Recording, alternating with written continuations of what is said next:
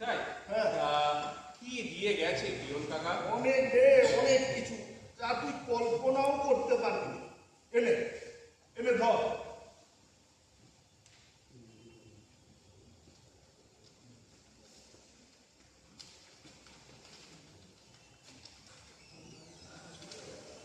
ও, এই চিঠিটা?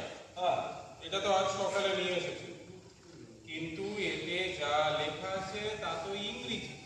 আমি তো এর বিন্দু বিসর্গও বুঝবো না, তাই তো তোমাকে দিয়েছিলাম বুঝিয়ে দেওয়ার জন্য। তা আমিও কি আর ইংরাজি ভালো বুঝি রে ছাই, তাই ওই কোনো রকমে ওই কেটিয়ে কুটিয়ে ওই নাম ঠিকানাটা পড়তে পারি। সেই জন্যই তো ওই মাস্টারটার কাছে গিয়েছিলাম, ওই ওতে কি লেখা আছে ভালো করে বুঝে তারপর এখানে এলাম। আচ্ছা ঠিক আছে, চিঠির কথা পরে হবে। এতটা রাস্তা সাইকেল চালিয়ে এসেছো এলাম। আর বাবাদের একটু হাওয়া খাও, আমি তোমার জন্য একটু জল বাতাসা নিয়ে আসি। এত রাতে আবার বাতাসা কেন? একটু জল নিয়ে আয়, জল নিয়ে আয়। শুধু একটু জল? হ্যাঁ। আচ্ছা, শুধু জল পাতে দিতে আছে? পিয়ন কাকা, মা বেঁচে থাকলে তুমি এই কথাটা বলতে পারতে। আমার কাজ হয়েছে, আমি পারবো না। যা যা তুই নিয়ে আয়, যা।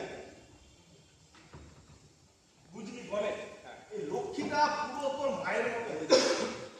বৌদি বেঁচে থাকলে জল মিষ্টি না খাইয়ে আমাকে ওই বেড়ার মাঝে যেতে দিত না। হ্যাঁ, কি ভালোই না ছিল মানুষের। ওই রকম একটা ভালো মানুষ তারপরে যদি ধীরে ধীরে শেষ হয়ে গেল। হরিদাও তো সর্বস্ব দিয়ে বাঁচাতে পারলো। আসলে কি জানিস বাবা গণেশ, ওনারা সব হচ্ছেন ওই স্বর্গের দেবী, ভুল করেই পৃথিবীতে চলে আসে। হ্যাঁ, তাই এই নরকে কি ওরা বেশি দিন থাকতে পারে রে? হ্যাঁ, তাই সবাইকে কামিয়ে দিয়ে ওরা ফিরে যায় স্বর্গে। পিয়ন কাকা, এই নাও জল আর মিষ্টি, ধরো ধরো। মিষ্টি? এত রাতে আবার মিষ্টি কোথায় পেলি রে? তোমার জন্যই রাখা ছিল, আমি জানতাম ফেরার পথে তুমি ঠিক একবার ঘুরে যাবে। নাও দাও। তোর সঙ্গে আর কথাই পারবো না, দে দে দে দে। কেন, গেলাসটা ওখানেই রাখো।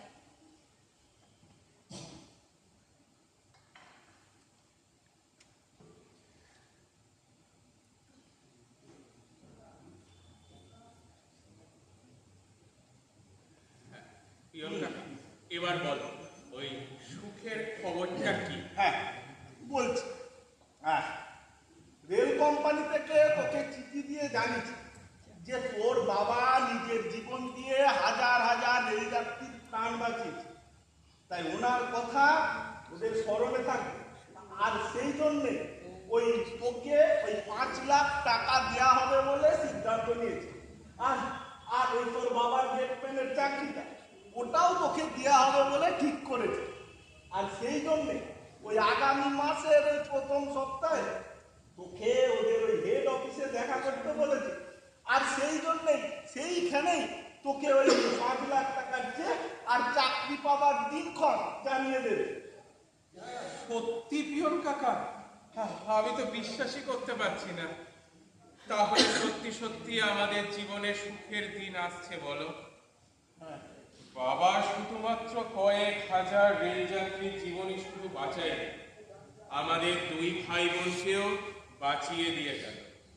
আজ বারবার হরিদার মুখটা খুব মনে পড়ছে রে। ও কি ভয়ঙ্কর দুর্ঘটনা, পুরো শরীরটা পুড়ে কালো হয়ে গেছে, কোনো চেনার উপায় নেই। ওই পাশে ওই রেল কোম্পানির দেওয়ার আইডেন্টিটি কার্ডটা আর ওই মাদুলিটা না থাকলে আমরা তো বুঝতেই পারতাম না যে ওটা হরিদার দেহ। পিয়ন কাকা, চুপ করো। সেদিনের কথা মনে পড়লে দম বন্ধ হয়ে আসে, বুকের মধ্যে একটা ব্যথা শুরু হয়ে যায়। কি ভয়ঙ্কর কষ্ট পেয়ে পড়তে হয়েছিল গো আমার বাবাকে। হরিদা কদিন ধরেই তোদের ভবিষ্যৎ নিয়ে ভাবতো, আমাকে বলতো, বৃন্দাবন আমি মরে গেলে ওই ছেলে মেয়েগুলোর কি হবে বলতো? বউটা বেঁচে থাকলে নয় বিধবা পেনশনের একটা টাকা পেত, এখন তো আর তাও পাবে না। হ্যাঁ, জমি জমা যা ছিল সব তো গেল ওই বউয়ের চিকিৎসা করাতে, তাও তো বাঁচাতে পারলাম না। এখন থাকার মধ্যে আছে এই দুটি ভাঙা চোরা ঘর আর ওই মাথার চুল অব্দি দে না। হ্যাঁ? ইদানিং লক্ষ্মীর বিয়ের জন্য খুব চিন্তা করতে জানো। ওই মুকুন্দপুরের সম্বন্ধটা ভেঙে যেতে বাবা খুব কষ্ট পেয়েছিল পিয়ন কাকা। তা মুকুন্দপুরে কোন বাড়িতে ওই লক্ষ্মীর সম্বন্ধ হয়েছিল রে? হয়তো ওই গদাই লস্করের ছেলের সাথে। তুমি ওদের চেনো কাকা? তা চিনি না আবার, বেটারা চামারের বংশধর। হ্যাঁ, ঠিক বলেছো জানো। ওই নগদ 1,00,000 টাকা পঞ্চায়েত, সঙ্গে আবার 10 ভরি সোনা। হ্যাঁ, তা ছেলে কি করে? ছেলে ওই ওই একটা প্রাইমারি স্কুলের মাস্টার গো কাকা। তবে হ্যাঁ, ওই ছেলেটা কাকা একেবারেই অন্যরকম বুঝলে। ওই লক্ষ্মীকে বেশ ও পছন্দ করেছিল, কিন্তু ওই বাবার মুখের উপর কথা বলার আর সাহস। তবে কি আর ভালো ছেলে। হ্যাঁ, ওই রকম ছেলের সাথে মেয়ের বিয়ে হলে না, ওই মেয়েকে সারা জীবন কাঁদতে হয়। হ্যাঁ। না গো কাকা, ছেলেটা সত্যি সত্যি বেশ ভালো বুঝলে। ও। ওই পরে আমার সঙ্গে দেখাও করেছিল। ও। বললো, গণেশ দাদা ও। তোমার বউ লক্ষ্মীকে আমার বেশ পছন্দ হয়েছে, বিয়ে করলে ওকেই বিয়ে করবো। ও, তাহলে একটা কাজ কর বাবা গণেশ, হ্যাঁ। এই সমস্ত কাজকর্ম মিটে গেলে তুই একবার বিয়ের কথাটা বল। হ্যাঁ গো, সেটাই আমি ভাবছি। এই সব কাজকর্ম মিটে গেলে ওই গদাই মাস্টারের হাতে পায়ে ধরে অনেক টাকা যদি কিছু কমাতে পারি, তাহলে আমি ওখানেই লক্ষ্মীর বিয়ে দেবো বুঝলে। ছেলেটাকে আমারও বেশ পছন্দ, এখন শুধু হাতে একটু ওই টাকা পাওয়ার অপেক্ষা। ও, তা হ্যাঁ রে লক্ষ্মীমা, ওরকম হাঁ করে আকাশের পানে চেয়ে কি ভাবছি? বাবার কথা ভাবছি, একদিন হয়তো সবই হবে গো কথা। কিন্তু যে মানুষটা এই সব কিছুর ব্যবস্থা করে দিয়ে গেল, সেই আর থাকলো না গো। আরে তা কেন রে, তা কেন? ভালো মানুষকে কেউ কখনো ভুলে না রে। এই হরিদা থাকবে আমাদের এই বুকের মধ্যে, এই এখানে থাকবে, এখানে। হ্যাঁ, না রে, আকাশের অবস্থা খুব একটা ভালো না। আমি আজকে চলি, এই বৃষ্টি শুরু হলেই আবার সর্বনাশ হবে। হ্যাঁ বাবা গণেশ, আমি এখন আসি। হ্যাঁ, অবিয়ল কাকা, হ্যাঁ। কাজের দিন একটু সকাল সকাল এসো। আমাদের আপনজন বলতে তো তোমরাই। তোমরা থাকলে বাবার আত্মাও শান্তি পাবে। তুই কিছু চিন্তা করিস না রে মা, কিছু চিন্তা করিস না, সব কিছু ঠিক হয়ে যাবে। কারোর জন্য কিছু আটকায় না রে মা, কারোর জন্য কিছু আটকায় না। শুধু শুধু আপন মানুষগুলোই সবাইকে ছেড়ে চলে যায় রে, চলে যায়। এই দেখো, এই আসল কথাটাই তো বলতে ভুলে গেছি। সত্যি সত্যি এবার আমার বয়সটা হল। তা কি কথা কাকা? ওই দেখ, ওই তোরা যেদিন ওই হেড অফিসে যাবি, হ্যাঁ। তার আগে তোদের নামে একটা ব্যাংকে খাতা খুলতে হবে। হ্যাঁ, ওই তোদের খাতা খুলতে হবে, সেই জন্য আমি ওই ব্যাংকের ম্যানেজার, ওই বটতলা ব্যাংকের ম্যানেজারের সঙ্গে আমি কথা বলেছি। আচ্ছা। উনি না খুব ভালো মানুষ, আমাকে খুব ভালোবাসে। তোদের সব ব্যবস্থা হয়ে যাবে। হ্যাঁ, তুমি পাশে থাকলে আমাদের আর কোনো চিন্তা নেই কাকা। আরেকটা কথা, ওই যেদিন যাবি সেদিন তোদের সই করা ওই একটা কাগজ নিয়ে যেতে হবে। কি যেন বলে রে ওই কাগজটাকে? কি? আমি কি করে জানবো? হ্যাঁ, মনে পড়েছে, ওয়ারিসে। হ্যাঁ, ওরাই যে হরিদার প্রাপ্য টাকার আসল দাবিদার, তার প্রমাণের কাগজ। হ্যাঁ, কিন্তু সেটা কিভাবে প্রমাণ দেবে? ওসব কি আমিও ভালো বুঝি রে ছাই। তুই এক কাজ কর বাবা গণেশ, এই যখন তোর কাজকর্ম মিটে যাবে, তুই একবার ওই মাস্টারটার সঙ্গে দেখা কর। হ্যাঁ, উনি তোকে সব কিছু ভালো মন্দ বুঝিয়ে দেবেন। হ্যাঁ, আচ্ছা, সে না হয় হবে, কিন্তু অনেক তো রাত হলো। তুমি আরেকটু বসো, আমি তোমার জন্য একটু চা করে আনি। আরে না রে না, এই এত রাতে আবার চা কেন? তাছাড়া তোদের এই দুঃসময়ে সময় কি গো কাকা? সুসময় বলো। দেখছো না, তোমার দেওয়া খবরটা পাওয়ার পর থেকে আমরা কেমন সুখের মুখ দেখতে শুরু করেছি, আর মানুষটার কথা কেমন বেভাব ভুলে গেছি। দেখো, সুখ একেই বলে তো মা, সুখ তো একেই বলে। এই সুখের জন্যই তো আমরা চারদিকে ছুটছি, এই সুখের জন্যই তো এত কিছু। এই সুখ পেলে মানুষ সব কিছু ভুলে যায়। এই সুখের জন্যই তো এত বিরোধ, মারামারি, কাটাকাটি, এত অশান্তি। প্রিয়ঙ্কা বলি কি, এক কাজ কর, রাত যখন হয়ে গেছে নকি দুমুঠো চাল কুটি দি, বুঝলে? তুমি খেয়ে যাও, নইলে বাড়ি ফিরে তোমাকে তো আবার হাত পুড়িয়ে রান্না করতে হবে। আরে না রে পাগল না, আজ না অন্য কোনো দিন। আসলে সকালে ওই দু মুঠো ভাত জল দিয়ে ভিজিয়ে এসেছি, এখন ঘরে গিয়ে ওই দু কুচি পেঁয়াজ, একটা লঙ্কা আর একটু সরষের তেল দিয়ে ভালো করে মেখে এবারে গোপা গপ খেয়ে নেবো। এত অল্পে কি করে খুশি থাকো গো দাদা? আসলে কি জানিস মা, অভাব কাকে বলে আমি জানি। একটা অনাথ শিশু যে অন্যের লাঠি ঝেঁটা খেয়ে বড় হয়েছে, সে জানে এক ফুটো গরম ভাতের মূল্য কত। তাই ভাবি এই যেটা পাচ্ছি না সেটাই বা কম কিসের। হ্যাঁ, আমি জানি তুমি মাইনের বেশিরভাগ টাকাটাই ওই অনাথ আশ্রমের বাচ্চাগুলোর জন্য দান করে দাও। আচ্ছা কাকা, তোমার কষ্ট হয় না? দূর পাগলি, কষ্ট হবে কি রে, কষ্ট হবে কি? এই যখন ওই বরের পাঠানো টাকাটা, মানি অর্ডারের টাকাটা তার স্ত্রীর হাতে তুলে দিই, বা ছেলের পাঠানো মানি অর্ডারের টাকাটা তার মায়ের হাতে, তখন তাদের হাসি পানা মুখ দেখে না আমার মনটা আনন্দে ভরে ওঠে রে। ঠিক সেমনি আমার মাইনের অর্ধেক টাকাটা যখন গগন বাবুর হাতে তুলে দিই, তখন ওদের অনাথ আশ্রমের ছোট ছোট ছেলের মুখগুলো দেখে আমার প্রাণটা আনন্দে ভরে ওঠে। আসলে কি জানিস মা, ওই ওদের মুখে আমি নিজেকে খুঁজে পাই রে। এই দেখ, এই অবস্থা একদম মেঘের ভালো না। আমি আজকে চলি, বৃষ্টি শুরু হলে আমার সর্বনাশ। এই বয়সে চলি, কাদার মধ্যে গড়াগড়ি যেতে পারবো না। বলেন আমি আসবো বাবা, আসছি বাবা। আচ্ছা, কাজের দিন সকাল সকাল এসো। হ্যাঁ আসবো। মানুষটা কি ভালো, তাই না দাদা? হ্যাঁ, অন্যের সুখেই ওর সুখ। আরে লক্ষ্মী, ওই গদাই লস্করের ছেলেটা তোর সঙ্গে দেখা করেছে? কি হলো? চুপ করে আছিস যে বল? হ্যাঁ, কি বলেছে? ওর বাবাকে কিছুতেই রাজি করাতে পারছে না। ওর বাবা অন্য জায়গায় পাত্রের সন্ধান পেয়েছে, তারা 1.5 লক্ষ টাকা আর 20 ভরি সোনা পণ দেবে বলেছে। ও বললো যে পণের টাকাটা কিছুটা যদি বাড়িয়ে দিতে পারি তাহলে বাবাকে রাজি করাতে পারবে। আচ্ছা আমার তুই কিচ্ছু চিন্তা করিস না। ওইখানেই আমি থাকবো। আর ওই কত 1.5 লাখ না, 1.5 লাখ টাকা, এবার আমি 2 লাখ টাকা দেবো। এখন তো আর টাকার অভাব নেই, এইদিকে 5 লাখ, তার উপর আমার ওই সরকারি চাকরি, আর বাধা কিসে? বাধা মানে আমি ওই ছেলেকে বিয়ে করতে চাই না। কি? কেন রে? ওকেই তো বাবা পছন্দ করেছিল।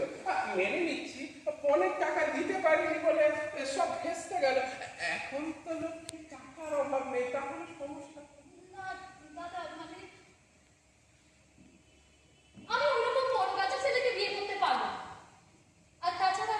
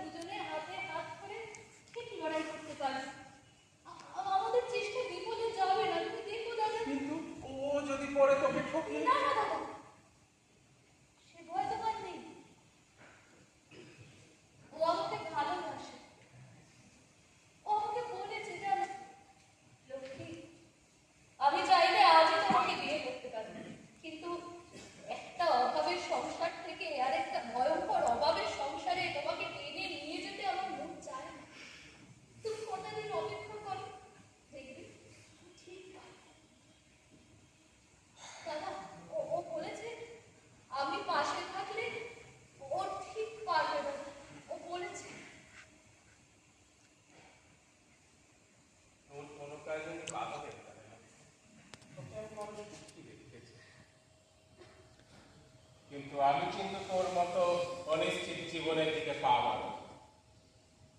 মোটা টাকা পণ নিয়ে বিয়ে করো। রেলের চাকরি বলে কথা। হ্যাঁ না তো নয়, জানিস কি, আগে আগে গ্রামের সবাই না আমার দিকে না দয়ার চোখে তাকাতো, জানিস? আর এবার সালা বুক ফুলিয়ে পড়বো। আগে আগে তোর বিয়ে দেবো, বুঝলি? তারপরে এই বাড়িটাকে পাকা করতে হবে। ওর ঢাক ঢোল বাজিয়ে এই গোটা গ্রামকে জানিয়ে একটা বিয়ে করবো। একটা একটা সাইকেল সাইকেল আজকাল খেত মজুরটা বিয়েতে পারে। একটা একটা ঘর ঘটি চাই, কি বলে বল না, একটা হেরো হন্ডা বাইক চাই।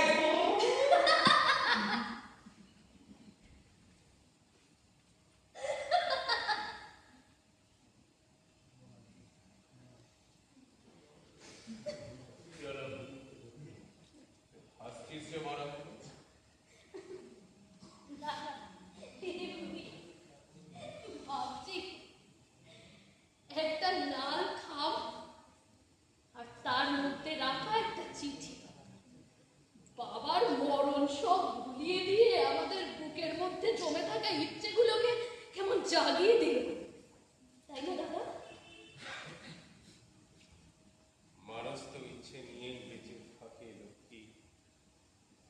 স্বপ্ন দেখা কি পাপ?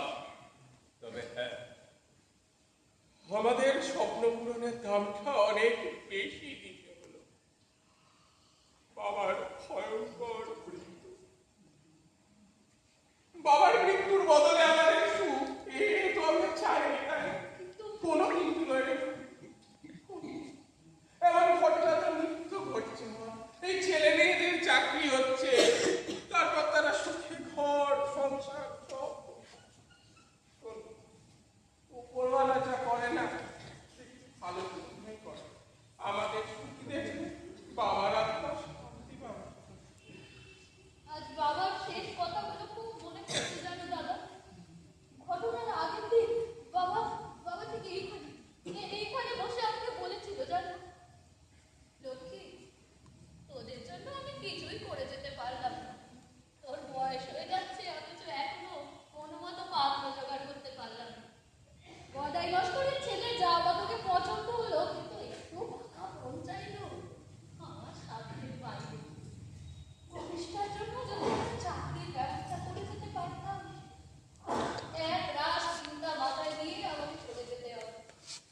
আচ্ছা দাদা, বাবা হয়তো স্বপ্নেও ভাবতে পারেনি, বলো, যে তার মৃত্যুই আমাদের সব সমস্যার সমাধান করে দেবে। হবে। এখন বাবার কাজটা ভালো ভালো করতে হবে, যাতে বাবার আত্মা শান্তি পায়। দে তো লক্ষ্মী, খেতে দে। খেয়ে নে, শুয়ে পড়ি।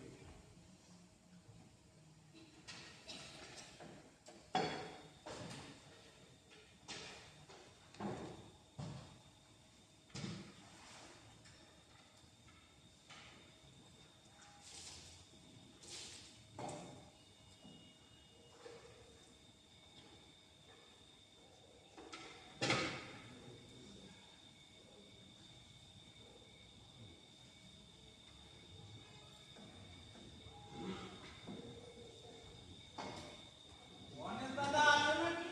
গণেশ দাদা, কে ডাকে? আরে আমি বাগাই গো। লক্ষ্মী, একটু বাদে খেতে দিস রে, গায়ের ভাই আছে। হ্যাঁ, এসো এসো এসো। একটু বাদে দিস। আরে এসো। বাস থেকে নেমে সোজা তোমার কাছে চলে এলেন। অমন ভালো মানুষটা অবখাতে মরল। তা তুমি কবে খবর পেলে গায়ের ভাই? তুমি তো এখানে ছিলে না ভাই। বসো বসো। বসো বসো। তারাপীঠে গান শেষ হবার পর কাল কাল শিউরি পুলিশ মাঠে পালা ছিল। হ্যাঁ পালা চলছে। হ্যাঁ আমি আসলে গান গাইতে বলি। হ্যাঁ। ঠিক সেই সময় আমাদের তবলচি এসে বললে, গান ভাই, তোমাদের আমডাঙ্গার লেভেল ক্রসিংয়ে ভয়ানক অ্যাক্সিডেন্ট হয়েছে, ওখানকার হেডম্যান মারা গেছে। শুনে বুকটা আমার ধরপড় উঠল। আমাদের হরি কাকা যে ওখানকার হেডম্যান। তুমি ঠিকই শুনেছো গায়েন ভাই। কত বড় মনের মানুষ ছিলেন আমাদের হরি কাকা। তোমাকে কি বলবো গণেশ দাদা,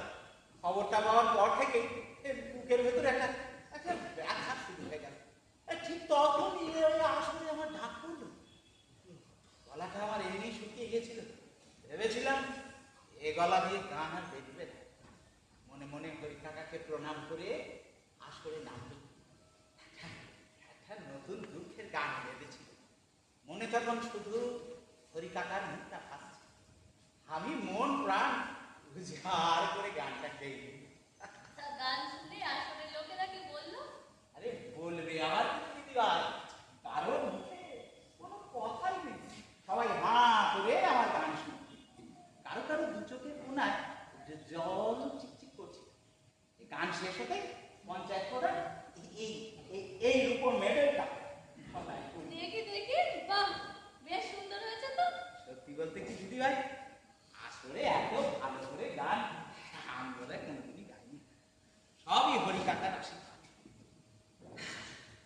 খুব ইচ্ছে ছিল নতুন বাঁধা গানটা হরি কাকাকে একবার শোনা হলো। হরি কাকা তার আগেই মায়া কাটিয়ে চলে গেল। বাবা তোমার গান শুনতে খুব ভালোবাসতো। এ ঠিক বলেছো। নতুন গান বাঁধলে ওই ওই দাওয়ায় বসে হরি কাকাকে শোনা। আরে মানুষ তো একদিন যাবেই, কিন্তু এইভাবে অপঘাতে মরণ।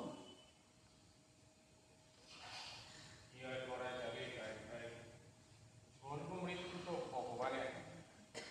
আমাদের কারোরই কিছু করবার নেই। যাই হোক, কাজের দিনে একটু সকাল সকাল এসে পাশে দিও। তাহলে বাবার আত্মা শান্তি পাবে। গ্রামে থাকলে 100 বার আসো। তুমি তো জানো দাদা ভাই, পেটে টান ধরলে ভুল হবে, নেশা টান ধরলে।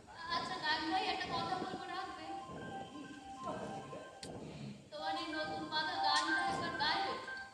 আমার কেন জানি মনে হচ্ছে বাবা ঠিক এইখানে এইখানে বসে তোমাকে বলছে, নতুন বাঁধা গানটা একবার ধরো তো খেপা গায়ে। কিন্তু এক রাতে এখন সবার সময়। আরে খেপা গাইনের আবার সময় আছে নাকি? সব কথা বলেছে দিদি ভাই, হ্যাঁ গায়নের আবার শোনা। তাহলে একটু করি। করো। কর,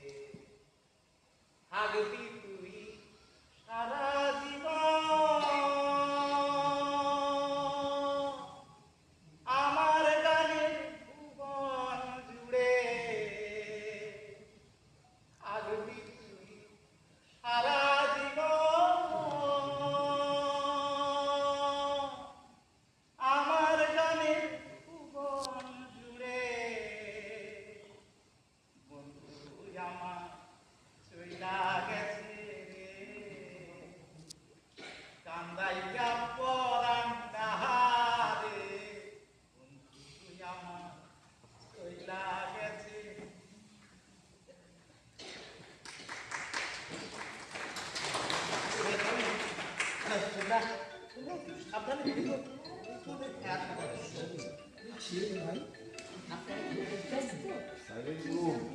সাবধানে যেও তো গাড়ি ভাই। আসি আসি ঘুমা কেন চল আমি ভাই সাবধানে।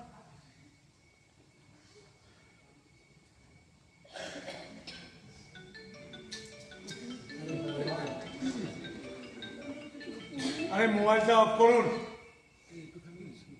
আপনি জানেন না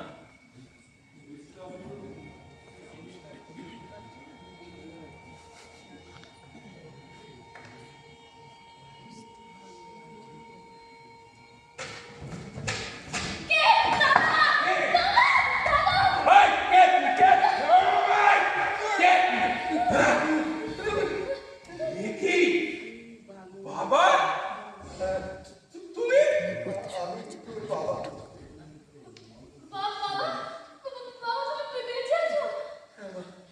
আমি বেঁচে আছি। তাহলে যে মরা দেহটার সৎকার করলো কে? আমি জানি না। যখন ওর দেহটা ধাউ ধাউ করে জ্বলছিল, মরণ যন্ত্রণায় ছটফট করছিল, তখন রেলের দেওয়া হাইডেন্টি কার্ডটার পাশে ফেলে দিয়ে পালিয়ে গেছিলাম। কেন তুমি এ কাজ করলে বাবা? তোদের জন্য মা, ভাবলাম বেঁচে থাকা অবস্থায় তোদের সুখী মুখ আমি দেখতে পাবো না, কিন্তু সবার কাছে আমি যদি মরে যাই এটা প্রমাণ করতে পারি, তাহলে তাহলে তাহলে কিছু কিছু আমি তো বুঝতে পারিনি যে লুকিয়ে লুকিয়ে বেঁচে থাকাটা ভীষণ কষ্ট। বাইরে বাবা ওঠো, বাবা ওঠো, ওঠো, ওঠো, ওঠো বাবা, ওঠো, ওঠো। এখানে বসো, এখানে বসো, এখানে বসো। সেদিন আসলে কি ঘটেছিল আমাকে সব খুলে বলছিল। হ্যারিকেন আমার চল গাছ না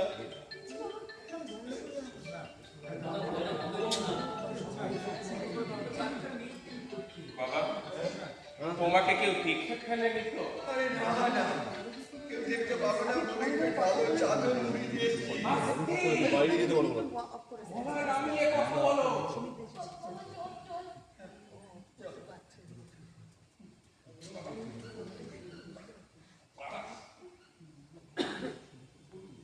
কি ঘটেছিল এবার বলো। না না, গায়ে কিছু হলো না, বলো।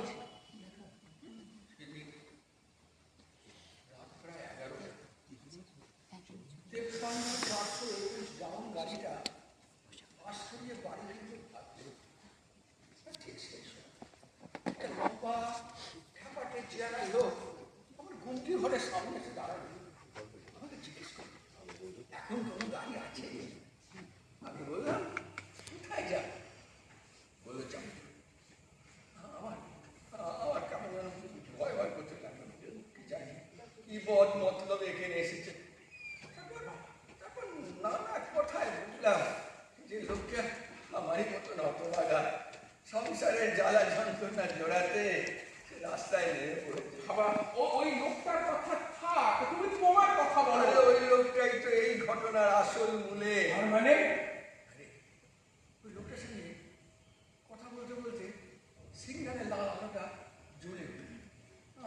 আমি আমি ঘুমটি ঘরের বাইরে বেরিয়ে এসে আমি গেটটা নামিয়ে গেলাম। ঠিক সেই সময় একটা ছটছড়ে মারুতি গাড়ি রেল গেটের সামনে এসে দাঁড়ালো। গাড়ি থেকে একটু অল্প বয়সের ছেলে নেমে এসে আমার হাত ধরে ধরে বললো, দেখুন আমার স্ত্রী খুব অসুস্থ, ও এখন খুব যন্ত্রণা হচ্ছে, একটু দয়া করে গেটটা খুলে দিন না, আমি হাসপাতালে নিয়ে যাবো, নাহলে সর্বনাশ হয়ে যাবে। আমি বললাম কি করো না না, এখনই ট্রেন এসে গেল। ছেলেটা হাত দুটো করে কাঁদতে কাঁদতে বললো, দিন না খুলে দিন না, আমার বউ বাচ্চাটাকে বাঁচান না। সেই সময় ওই খ্যাপাটে চেহারার লোকটা আমার কাছে এসে বলল, না কিছুক্ষণের জন্য গেটটা খুলে যদি দুটো প্রাণ বাঁচানো যায়। তুমি গেটে খুলে দিলে নাকি? হ্যাঁ হ্যাঁ, কেমন যেন মায়া হলো, আমি গেটটা খুলে দিলাম। গাড়িটা রেল লাইনটা পেরোতে গিয়ে হঠাৎ একটা গর্তের চাকাটা আটকে গেল। আমার বুকটা ভয় কেঁপে উঠলো। ড্রাইভার আর ওই ছেলেটা খুব শক্তি দিয়ে গাড়িটাকে নামাবার করলো, কিন্তু পারছি না দেখে আমি আমার ওই চাদরটা রেল গেটের আশিতে ঝুলিয়ে দিয়ে আমি ওদের সাথে হাত লাগালাম। প্রাণপণ শক্তিতে গাড়িটাকে নড়াবার চেষ্টা করলাম, কিন্তু কিন্তু কোনো অবস্থায় পারলাম না। সেই সময় খ্যাপাটে চেহারা লোকটা আমার কাছে এসে বললো, আমি গাড়ি চালাতে জানি, আপনারা তিনজনে ঠেলুন, আমি আবার চেষ্টা করে দেখি। এই বলে সে ড্রাইভারের সিটে বসলো। তারপর হঠাৎ তীব্র হেডলাইট জ্বালিয়ে ট্রেনটা আমাদের দিকে ছুটে আসতে দেখা গেল। আমি কি করবো বুঝতে পারছি না। আমি গায়ের জামাটা খুলে লাইনের পর দাঁড়িয়ে প্রাণপণ শক্তিতে নাড়াতে লাগলাম। আমি পেছনে কি হচ্ছে দেখার সুযোগই পেলাম না। ট্রেনের ড্রাইভার আমায় দেখতে পেয়েছিল, বারবার হুইসেল দিচ্ছিল, কিন্তু তার পক্ষে দ্রুত গতিতে ছুটে আসা ট্রেনটা থামানো সম্ভব ছিল না। গতি কমিয়েও শেষ রক্ষা হলো না। ট্রেনটা আমার সামনে আসতেই আমি লাইনে বসে ঝাঁপিয়ে পড়লাম, আর ট্রেন গাড়িটা ধাক্কা মারলোই মারুতি গাড়িটাকে। 1 সেকেন্ড ধরে ছিটকে পড়লো ওই গাড়িটা। দাও দাও করে আগুন জ্বলে উঠলো। কি বিভৎস হয়ে গেল। একটু চল আমি যাচ্ছি। তারপর কি হলো?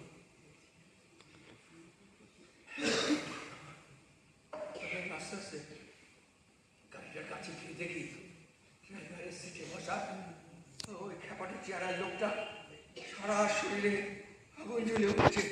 কোন রকমে দরজাটা খুলে মুখ থুবড়ে পড়লো লাইনের উপরে। কিন্তু চোখের সামনে দেখলাম যে দাও দাও করে জেলে কয়লার মতো কালো হয়ে গেল। আর তখনই আমার মাথায় একটা কুমুদ দিল। কুমুদ দিল। ভাবলাম বেঁচে থাকা অবস্থায় আমি যদি চাকরি থেকে অবসর নিই, তোদের সুখী মুখ কেউ দেখতে পাবে না। কিন্তু আমি যদি রেল কোম্পানির কাছে ডিউটি করতে করতে মরে যাই, বিশেষ করে হাজার হাজার রেল যাত্রীর জীবন বাঁচাতে গিয়ে, তাহলে হয়তো আমার জীবনের পরিবর্তে তোরা অনেক অনেক টাকা পাবি। গণেশের হয়তো সরকারি একটা চাকরি হতে পারে। সেই জন্যে ভগবান বোধহয় অজানা লোকটাকে আমার কাছে পাঠিয়েছিল। সঙ্গে সঙ্গে রেলের ছবি দেওয়া আইডেন্টি কার্ডটা আর ওই গলার মাদুরিটা আমি লোকটার পাশে ফেলে দিয়ে রেলগেটের রাস্তা থেকে চাদরটা নিয়ে রাতের অন্ধকার আমি আলপথ দিয়ে ছুটছি। রাতের বেলায় ছুটছি, কিন্তু কোথায় যাবো, কোন দিকে যাবো আমি কিছুই জানি না। আমি খালি ছুটছি ছুটছি ছুটছি। আমি আর পারছি না বাবা। কিন্তু কেন তুমি এই কাজ করলে বাবা? মা, বেঁচে থেকে তো কিছু করতে পারবো না। তখন তো ভাবিনি যে দগ্ধে দগ্ধে মরার যন্ত্রণার থেকে লুকিয়ে বেঁচে থাকাটা আরো বেশি ভয়ঙ্কর। বাবা, রেল কোম্পানির কাছে তুমি মৃত। তোমার মৃত্যুর জন্য রেল আমাদের নগদ 5 লাখ টাকা দেবে। সামনের মাসে তোমার এই গ্রেটম্যানের চাকরিটা আমাকে দেবে বলে ঠিক করা হয়েছে। এখন যদি সবাই তোমাকে দেখে ফেলে, ঘটনাটা জেনে ফেলে, তাহলে কি হবে জানো? জানি জানি জানি তোদের অবশ্যই দুঃখের দিনে ফিরে আসতে হবে, কিন্তু বাবা আমি তোদের ছেড়ে ভিটে মাটি ছেড়ে দূরে কোথাও থাকতে পারছি না। ব্যস্ত ছিলাম বাবা, হাজার কষ্টের মধ্যেও সব হতাশাকে বানিয়ে নিয়েছিলাম। কিন্তু কেন তুমি এই কাজ করলে? আজ একদিকে তুমি, অন্যদিকে আমাদের সব স্বপ্ন পূরণের হাতছানি। না না, এই সুযোগ আমি কিছুতেই হাতছাড়া করতে পারবো না বাবা। তুই ঠিক বলেছিস, তোদের সুখের জন্য তো এই কাজটা আমি করেছি। তোরা কাজ কর, তোরা তোরা আমাকে এখানে কোথাও লুকিয়ে রাখ, কেউ জানতে পারবে না। তুই আর লক্ষ্মী জানবে, আমি কথা দিচ্ছি। আমি আমি বাইরের কোনো লোকের কাছে আমি এমন দেখাবো না। আমি শুধু মরার আগে তোদের হাতের জল মুখে নিয়ে মরতে চাই বাবা। তা হয় না বাবা, হবার না। তোমাকে মরতেই হবে। তোমাকে বাঁচিয়ে রাখলে সব কিছু হারাবার ভয় আমাকে কুড়ে কুড়ে খাবে বাবা। তাহলে তুই মাথায় একটা সয়নি কেউই আমরা শান্তিতে বাঁচতে পারবো না। তাহলে তুই কি বলতে চাইছিস? হ্যাঁ বাবা, তোমাকে মরতেই হবে। আর শুধু মরলে চলবে না, এমন ভাবে মরতে হবে যাতে তোমার এই মরা লাশটা কেউ কোনোদিনও খুঁজে না পায় বাবা। গণেশ, আমি তোর খেয়ে তোদের মুখে আমি খাবার তুলে দিয়েছি, তোদেরকে আমি বুকে পিঠে করে মানুষ করেছি, তোদের জন্যই তুই মারাত্মক ভুলটা করেছিলাম। হ্যাঁ বাবা, সত্যি তুমি মারাত্মক ভুল করে ফেলেছো। এখন দিকে তাকিয়ে আছিস কেন? তোমাকে আমি খুন করব, তারপর লাশটা পাগলের ওই পচা টোপায় পুঁতে দেবো। কেউ সন্দেহ করবে না, কেন জানো? কারণ এই গেটম্যান হরিহর মাইতি 3 দিন আগে মারা গেছে। রেল কোম্পানির কাছে, আমার কাছে, গ্রামের সবার কাছে